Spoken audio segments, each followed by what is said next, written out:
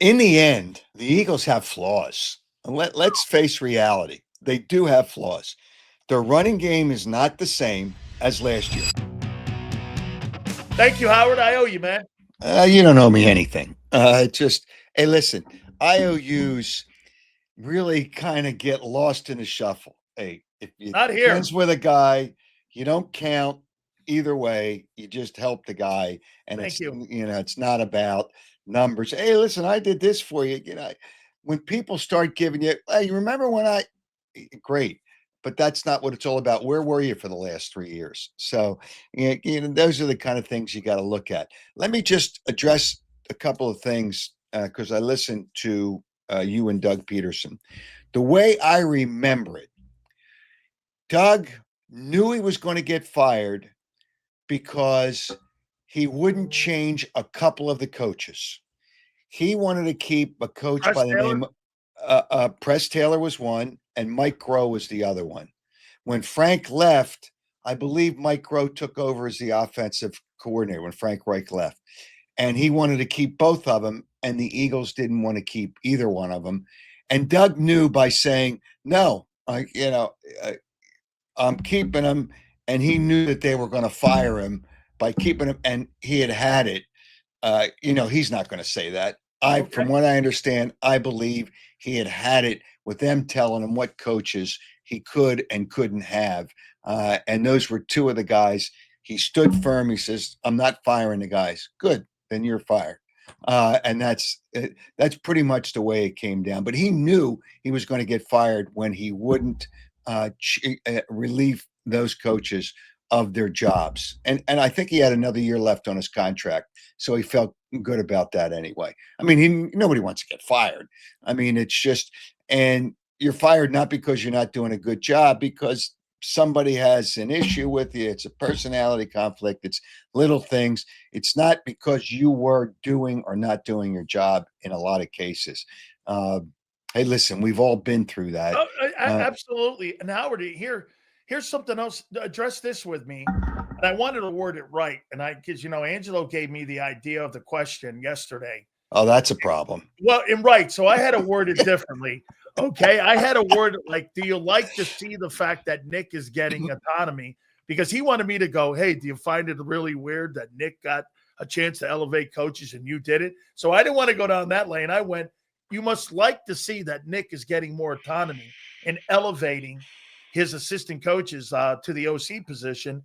And he goes, I'm glad that they've changed their direction in that. So, I mean, that makes me feel, Howard, that he really didn't have like complete say in who he was going to hire, because you just basically referenced that a little bit. Why the change though? So I'll ask you and I'll expand it. Why do you think the change with Nick and they didn't allow Doug that same autonomy? Maybe Nick Sirianni put his foot down, so to speak, using a phrase, and said, I'm going to hire my guys. And the fact that he had success pretty quickly, Doug did too, that he had success pretty quickly and he's not going in the other direction, you can't challenge him. I'll say if, I'm not going to say when, if the Eagles ever start going in the other direction and not winning at the rate that management wants them to win. And it really comes down to Howie Roseman more than anything else. I mean, Jeffrey Lurie wants to win, the owner wants to win. But when it comes down to that, then he may not have that ability. And they may, hey, at some point, we know Nick Sirianni is going to get fired. Now, I don't want people to get all bent out of shape and say, well, you're firing him. Last year, I was the one that defended him when they were Yep. 2-2. Yep. I think he's a good coach. I don't like his news conferences because he says zero. Share a little bit. Even Andy Reid, I saw where Andy Reid shared something, and he didn't call out Patrick Mahomes, but he said he made a mistake. He misread the coverage, I think, on the interception with the 99-yard interception. I think he said, that's not Andy Reid to say he misread the Yeah. coverage. Every once in a while, you're not really, but Patrick Mahomes knows he misread the But coverage. that's constructive. Yes, I agree with that, but Nick doesn't do that. But again, Nick's not getting fired anytime soon. But a head coach is hired to be fired. There's an expiration date on all of them. And at some point, it's going to happen. Even Belichick got fired. They had enough of him. Boy, it won't take him long at North Carolina to get fired because that team sucks. And he's, maybe we all around now realize it was Tom Brady and it wasn't Belichick. Well, again, at the end of the day, there's no doubt. But, everyone's making North Carolina, though, Howard, sound like North Carolina is some sort of like national power in football. That's a 7-win team every year. I mean, look at Deion Sanders. He's 15-16 at Colorado. Nobody's screaming at that. I mean, so again, I think it's harder than what people think to coach the college game here. But let me ask you one more question. Do you think on this topic here, do you think that Nick hired Kellen Moore? And do you think they hired Vic? Or was that what you just got through saying? Because coming out of 23, I mean, there was a question mark that the guy was going to get canned after the Tampa Bay game. And when he got home, the guy went out and bought a yacht. He comes back. He's deciding whether or not to keep the guy. And all of a sudden, they get out to the 4-4 start. And you're right. I remember you a year ago defending the guy at 2-2 when they came off that first before the bye. I mean, do you think that he made those hires? I don't think he made those. I don't think he hired Vic Fangio. Well, Vic Fangio was a consultant. Yep, 22. Remember, it was at in 22. Yeah, right. He was a consultant, but he was going to go to Miami. I think he wanted to come to Philadelphia. He's from the area, and I think he wanted to come to Philadelphia. But the Eagles weren't prepared to pay him what Miami was going to pay him. Correct. And that's why he ended up going to Miami. And in the end, you knew at some point he was going to come to Philadelphia. But the Eagles decided they're paying him a lot of money for a defensive coordinator, a lot of money. I think about $4 million. Oh yeah, that's nowadays it's not a lot of money because the head coaches are Nick's getting I think around 15 million. So that's not a lot, but Vic's very, very important. So and Kellen Moore, I think in the end Nick had to agree with Kellen Moore. Okay, because they all got together. But you know this, Howard. You could put a list of 6 guys that the organization gets you, and how you can come around saying that you ended up making the hire. Hey, we'd like you to pick off the names of these 6 guys who you like and who you think. You can basically say that Nick hired the guys, but you know that Howie and the owner, they vetted that. You could pick from these 6 guys. Well, the head coach has to be on the same page, especially of his coordinators have to be on the same page. So if he wasn't on the same page, it would have been foolish to hire Vic Fangio, or it would have been foolish to hire Kellen Winslow. And, I hear all these people make excuses, and I know you're not a fan of Kevin Petullo. I am. Is he? I don't know where to put him, but I don't think he's really the problem. No. I don't really think he's the problem. Players make plays and players don't make plays. But the reality is, you've got to have people that you are comfortable with. And Nick Sirianni has worked with Kevin Petullo before he worked with him before they were with the Eagles. Yeah. So that's really part of the equation.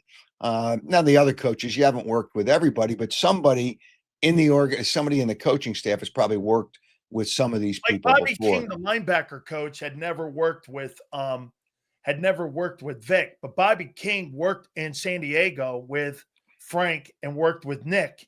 So there was the relationship that you're talking about. That somebody, it all circles around like that here. So you're saying that Nick just has to be comfortable with it. He may not know who you are, but at the end of the day, he's got to have a comfort zone. I think he's got to. Yeah, and I think he's got to sign off on it. Yeah, you're not going to. Hey, we want to hire this guy, and I think Nick, especially now, he's got leverage. Yeah, but he'd say, you know what? I'm not sure whether this guy is better for us than this coach. Okay. So, and I think he's got that input now because, hey, can you imagine if the Eagles said, Nick, well, we're not going to let you hire that coach. The outrage. But they did that with Doug. Yeah, but Doug didn't have the cachet Okay. that Nick got quickly. It's All right. like Andy Reid got, I think in his second, matter of fact, I know I had a debate with I'll call him your boy Angelo. I said when it was the first year we had a debate on the air in the afternoon, and I said, Andy Reid's going to get to the playoffs in his second year. All that nonsense. And he got to the playoffs. And the same thing with Nick Sirianni. He got to the playoffs quickly. So you've got to, he's doing something right. Yeah. So let him make the decisions, and he's going to be the guy that sinks or swims. Don't make a decision for him because ultimately it's his job and it's not yours. Howie's always going to have a job, and there's other people. I guess Howie's the main guy. Howie Roseman's always going to have a job with the Eagles because Jeffrey Lurie and he are really, really tight. Even when Howie was sent to the back of the room, Jeffrey always wanted, when Chip Kelly was there, Jeffrey always wanted to keep Howie Roseman. And then he got let out of the closet, and closet's probably the wrong word. He got let out of the back room and to come back and have a huge say in, probably the biggest say. Happened to him was getting sent to the closet because when he got out, he became even bigger than he was before going in this. All right, I want to take you back a couple days.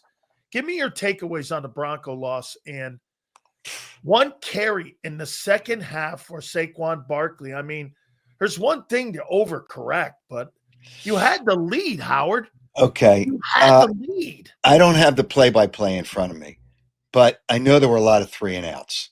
Ton of 3 and outs. Yeah, okay. A lot of 3 and outs.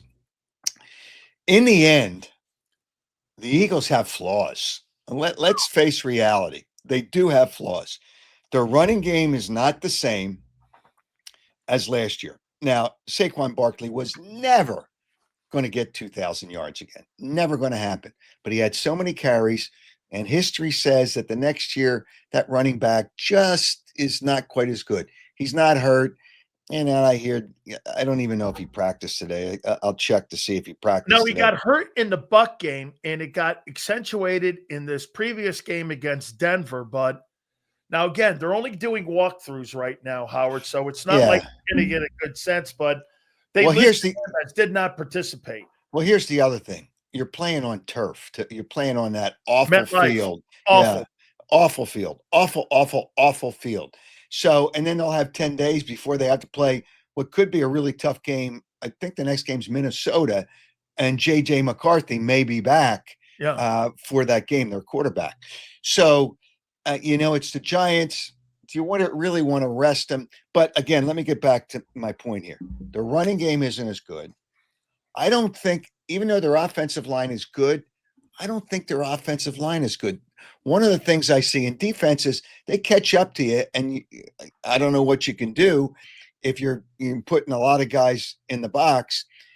But the Saquon Barkley is really effective once he gets to the second level. Right. Then he's really dangerous. They're flooding the lanes on blitzes on first and second down, and not allowing him to get to that second. No, and then you force Jalen Hurts into a position the Eagles don't want him to be in to pass.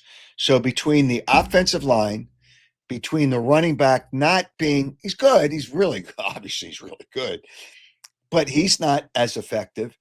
That changes their game. They are not a team that wants Jalen Hurts to pass because they don't want turnovers. It's amazing how turnovers change the game. One of the reasons I don't think the Eagles won is they didn't get a turnover. Yeah. In all the other I think in every other one of the 4 games, the Eagles not only led in turnovers, but they got turnovers. And that changes the whole dynamic of the game. They're getting field position and scoring points off of turnovers. If they don't get a turnover, the game's going to come right down to the end if they don't get a turnover from the other team. Now, the fact that Denver came back, Bo Nix did a really nice job. And people have Sean Payton did a nice job putting him in a great position to win. Yeah, and he and Bo Nix that's a great combination for Sean Payton to coach that quarterback, Bo Nix. Hey, I remember talking to Sean Payton after the Giants got to the Super Bowl in 2002. I believe was Sean Payton the offensive coordinator for the Giants that year. Uh, uh, The Eli year. no, it was Kerry Collins. Kerry. Yes. In 2000, when the Ravens beat him. Okay, right. Yeah, when the Ravens beat him. I almost remember going up to Sean Payton. That was in Tampa. Okay, you must have, I've been to 42 Super Bowls, so obviously I was at that one. I said, you must be a magician. To get to the Super Bowl with Kerry Collins is unbelievable. A mental midget. Kerry Collins, I forgot. Yeah, I know. It's just like unbelievable. But Sean Payton is a terrific coach. So now they didn't turn the ball over. We've neglected to really look at the Eagles defense and say, you know what? They're not as good as they were last year. Now, you went to the Super Bowl and won the Super Bowl. So in most cases, you're not going to be as good as the year before. Howard, everything but they're not as good. Listen, everything you're saying, check it out.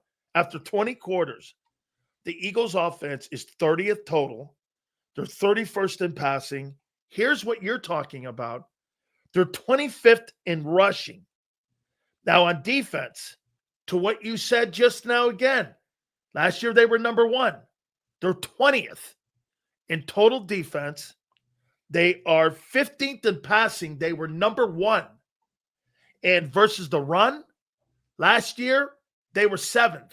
This year, they're 22nd. Okay, so everybody wants to point to he only had 6 rushes. Well, if you go 3 and out, you're not doing yourself any.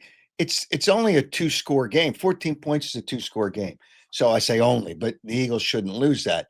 But the reality is, when you let's look at the Tampa game and the Rams game.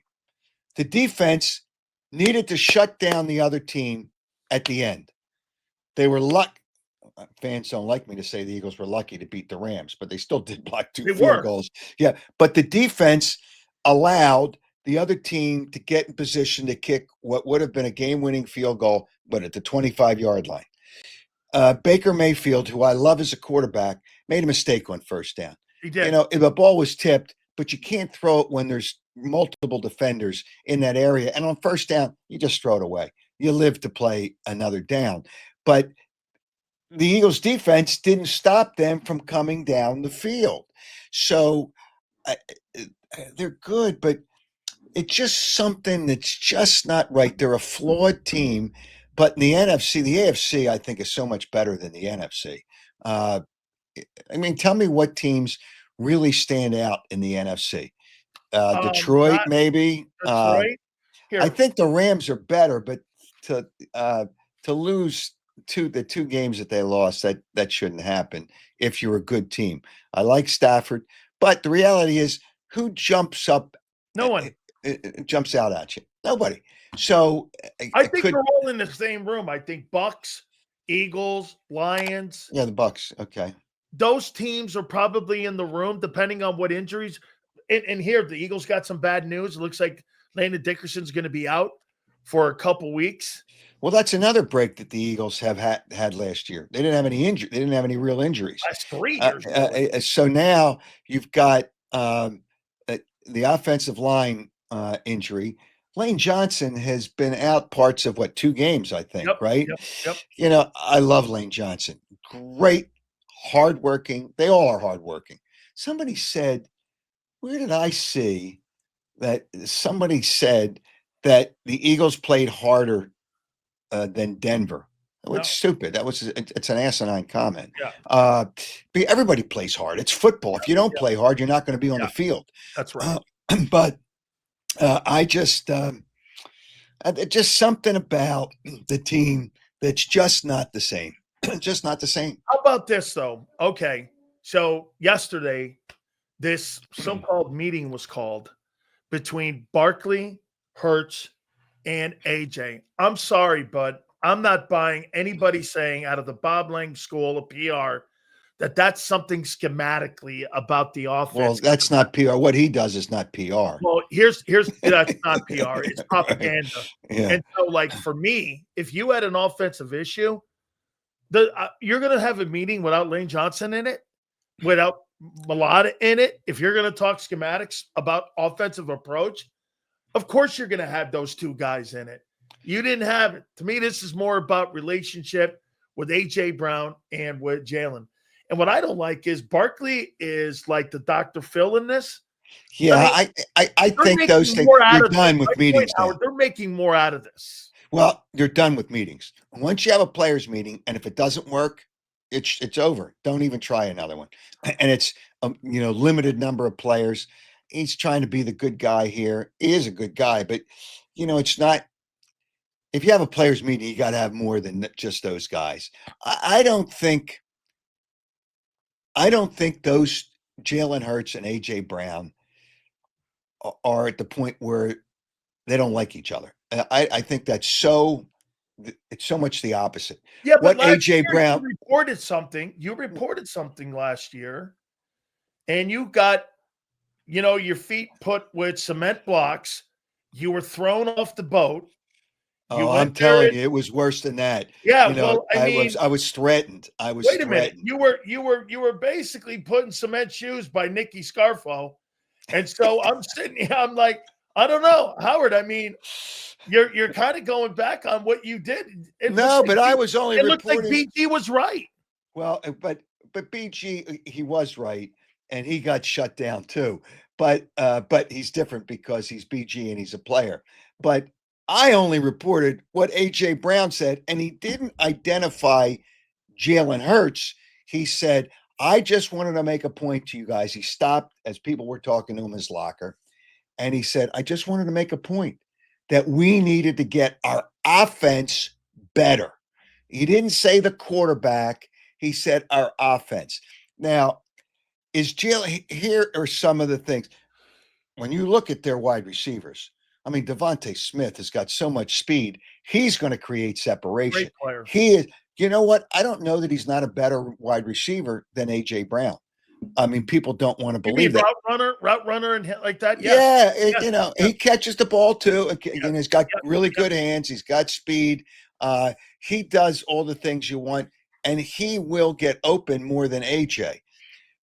What the Eagles can't allow to happen is because AJ, first of all, keep these guys off social media. It's a don't press send. Just don't press send. Keep them off social media. You can't allow Jalen Hurts to feel obligated to throw to just kind of look for AJ Brown and throw him the football. Here's what happens in every football game to every receiver.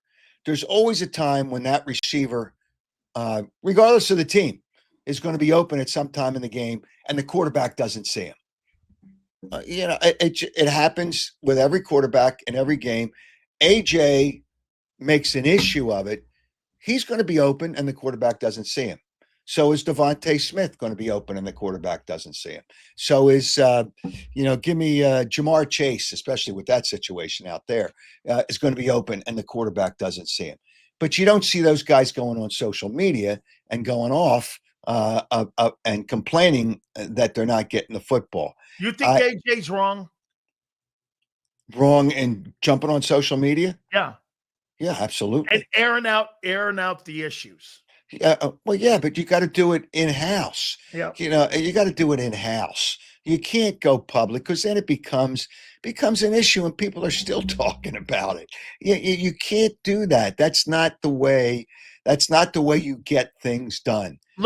He does talk to the coaches, and the coaches talk to Jalen, the coaches talk to everyone. It's all it's just, I don't know that Jalen is always good enough at making the progressions, going through the progressions. No, I'm just trying to be nice. He's limited. Yeah. He's just not, he stands, there's got to be somebody open. He's standing in the pocket so long. They just put a lot of defenders out there. That's what teams are doing now. They stop the run. They're lining up 9. You see Yeah. they're bringing up 9 now. They're confusing him. By the way, did you see the troll job today by Brian Dable, the New York Giants head coach? What He did he goes do? like this. He went out there and he goes, "Hey, I look at the film. AJ's always open."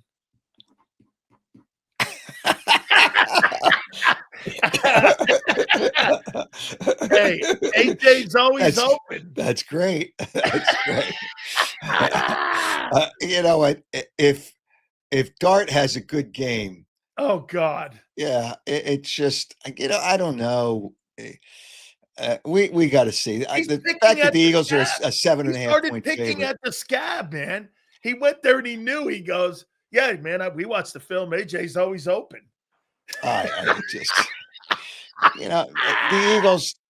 the Eagles have to play better, and I don't know how much better they can play. I think it's 5 games. It's still You early. got to get healthy. Well, but everybody's getting hurt. No, I got it. They're not going to get Not healthy. everybody for them, but Yeah, yeah. you're playing all those games. There's going to be more injuries, and you got to deal with it. Like, hey, the Super Bowl year under Doug Peterson, they had 5 key injuries, and they still won the Super Bowl. And your quarterback, that's the biggest key injury. Never forget the question to Doug Peterson because they didn't score many points in the Atlanta playoff game. You're thinking of changing quarterbacks. Who was the other quarterback? He's with a team now, too. Nate Sudfeld. Yeah, Sudfeld. You're thinking of going to Nate Sudfeld. Nate Sudfeld. The media. And that lame ass excuse at the end when they put him in with Doug's last year. Yeah, we just wanted to see what he had. Come on, Howie. I know. Yeah. Give me a break. Do you think this team's in trouble? No, because I just don't think the conference is that strong. Are they in trouble? I don't think the conference is as strong as it's been in the past. I'm curious to see what Washington does. Now they beat a banged up Chargers team. Yep. Yeah, because the Chargers have lost some players. Hell, didn't they lose an offensive lineman or defensive lineman? They lost their big time left offensive tackle. Yeah. So teams have injuries, but you got to overcome those injuries. I mean, that's really what it comes down to. You got to overcome. You think they still win the NFC East? I got the Commanders winning it. It's the Eagles or Washington. I can't call them the Commanders. It's sickening. But I know. But it's the Eagles or Washington. I mean, Dallas is starting to play better. Here, Dallas might. They might win. I still think no, Dallas not winning anything, but they might beat 9 games. They might win 9 games. Yeah, and I think they might beat the Eagles when they play them in Dallas the next time they play. So the next time, because it's hard to beat a team, and the Eagles have been doing it. The teams in their division 2 times. Here's the thing with the Giants. I'll be curious to see because the NFL, they're such a joke. They scheduled the Eagles and the Giants twice within 3 weeks. And the reason they do that is because they do that Washington at the end of the year. They do that so teams don't run away with it because it's so hard to beat the same team twice in a 3-week span. So that is kind of interesting, what they do. And I'm sure they're doing it to other teams. That's just, they know what they're doing. They know what they're doing. And they're trying to help teams not win, help the team that's not as good at least split in their division games. It's a joke. I gotta go here now. Angelo yesterday. Okay. You and him are total polar opposites. He can't stand the greatness of Rob Thompson. And now Rob Thompson, he's now 0-2 versus the Dodgers. And I don't know. He calls him Robot Thompson. Okay. And how he handles his pitching staff. What do you make of your Phillies?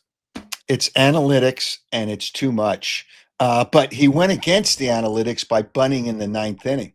That's totally against analytics. So I think he was running scared. I think he got close. He wanted it. He panicked. And I'll criticize, and I did on social media. I did criticize him. That was a horrible decision. To have Stott bunt. ask him to pull the ball to the right side so Yeah. the runner can get to third base, Yeah. and he's still at third, and you have a chance to get a base hit. Yeah. But you have three players coming up with a chance for a hit. And there's people that criticize him. Why didn't they put in a pinch runner? Well, Bader couldn't run, so you're really short a player. He could hit, but then they had to use a pinch runner for him when he got a base hit. But that was a terrible, terrible, terrible decision to have Stott bunt to try to tie up the game. Let him hit. That was terrible. That was absolutely terrible. And I saw a piece by Jimmy Rollins, and I sent Jimmy a text just to compliment him on the way he explained. Castellanos didn't even know what, you got to follow.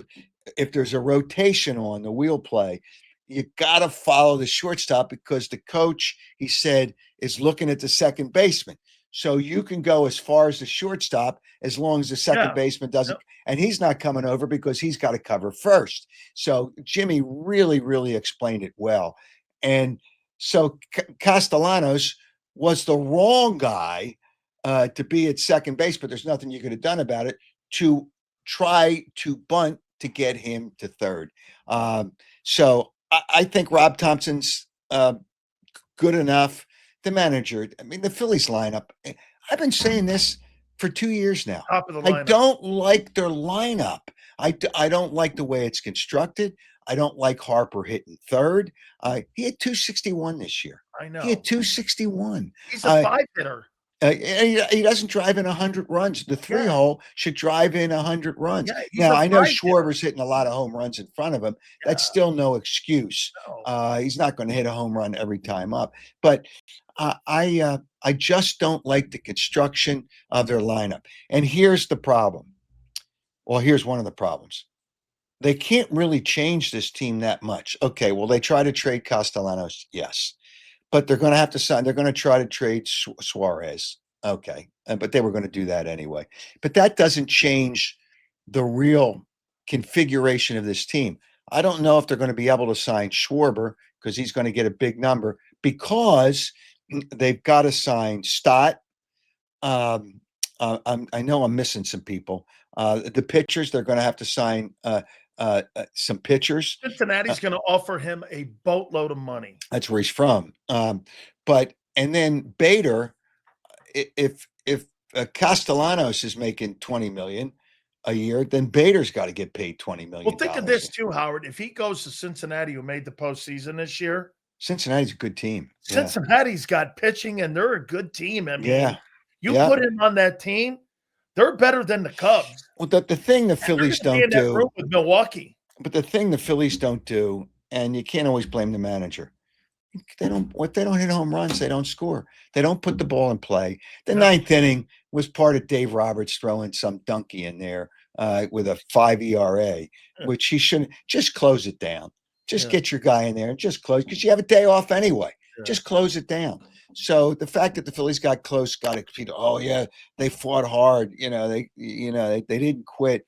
Well, you don't quit. You don't want to be embarrassed, but they didn't have their best pitcher coming in relief. But the fact that the Phillies, when they score, they usually only score in 1 or 2 innings. They don't score because they don't put the ball in play. They live on the home run.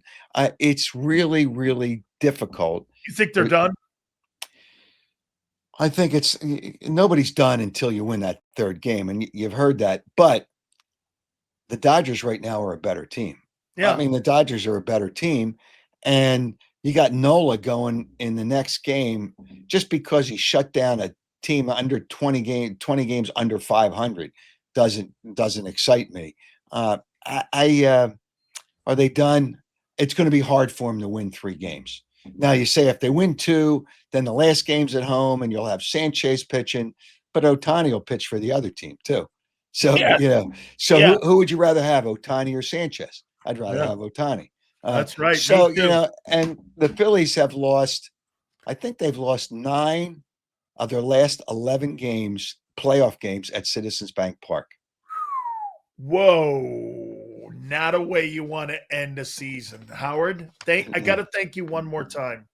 Thank you for making that Doug Peterson interview. You know what? Doug's a good guy, Dude, and that was he's so great. cooperative. The fact I'm in once your you got in debt. touch with him, I'm in what's your that? debt. I'm in your debt with that, man. I am. Yeah, well, tell Michael Irvin I've crossed him off the list. Why He why said to me, why do you go to the guy who responds to me on one of his best friends? I text him, he'll respond to me 3 months later. I know. He's so Iverson-ish. You know what? That's the other thing. Iverson's pushing a book. And when I text Allen Iverson, he gets back to me.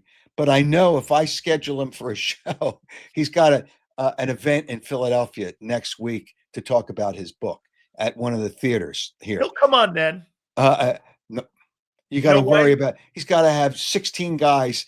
You think Allen Iverson knows how to click on a link? Debatable. And I got to worry about him being there. I just learned how to do it, so I'm not really ripping him. Okay, yeah, I mean, just click on there. But he's got to have people get him to sit down. Yeah. And so, if I was with him, and I'd say, "Hey, sit down. We're going to do this interview." That's just not the way. It's just not the way it works. That's not. Howard, I hope we can do this again next week. Listen, my friend, thank you again. It's always great. Let me tell people, because I think he does an unbelievable job of breaking down games. It's Tuesday. Tomorrow night, Brian Baldinger will be on with us. He breaks down games. Tell Baldy hi. As well, I will. He breaks down games as good, if not better, than anybody. He's really good at it. So I'm going to give you some insight here too. All right. So you ready? He dated my wife before I knew my wife. Just so and so every time I call him, he always goes, "How's my girl doing?" So we played in Dallas together, and so it's funny. My wife knows Brian Baldinger longer than she's known me, and I've known Brian longer than I've known her. And we've been married 35 years plus. So wow, and so Brian's always like, "How's my girl doing?" He's such a good dude, though. I don't want to ask him. I'd say, "Hey, Dan Sileo wants to tell you his wife's doing great." Hey, do me a favor. Give me the insight of what he says on that one. Howard, you know what? I don't know if he's going to take it. He will. In the sarcasm that was. He will. Okay. We've known each other for 40 plus years. We're really okay. I know him really well. Howard, thank you, my friend. All right, Dan. Take care.